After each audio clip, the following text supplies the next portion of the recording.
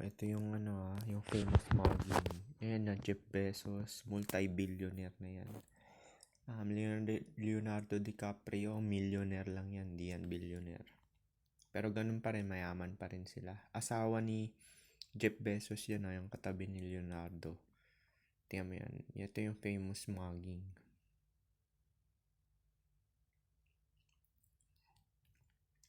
Play natin. Ito yung spark ko. Ganyan yung tingin eh. Oh.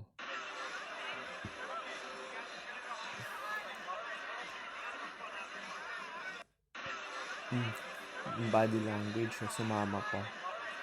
Naranasan ko yun sa beer house experience ko. Ganyan yung babae. Parang gusto pa talaga sumama.